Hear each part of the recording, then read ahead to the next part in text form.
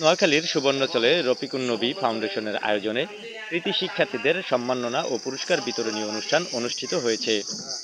বৃহস্পতিবার 13 মার্চ সকালে উপজেলার ৮ নং মোহাম্মদপুর ইউনিয়নের চরক্লাক উচ্চ বিদ্যালয়ে রফিকুন নবী ফাউন্ডেশনের চেয়ারম্যান ও চট্টগ্রাম পিআইবি এর সহকারী পুলিশ সুপার আবু জাফর মোহাম্মদ ওমর ফারুকের সার্বিক তত্ত্বাবধানে ৬৩ জন শিক্ষার্থীদের মাঝে সনদ ও নগদ অর্থ প্রদান করেন ফাউন্ডেশনের কর্তৃপক্ষ। অনুষ্ঠানে রফিকুন নবী ফাউন্ডেশনের সদস্য শাহাদাত হোসেন ও তানভীর আহমেদের সঞ্চালনায় মাস্টার দিন মোহাম্মদ স্মৃতি ফাউন্ডেশনের চেয়ারম্যান নুরুল আনোয়ার বকুলের সভাপতিত্বে প্রধান অতিথি হিসেবে বক্তব্য রাখেন সুবর্ণচর উপজেলা নির্বাহী অফিসার সুরাইয়া আক্তার লাকি।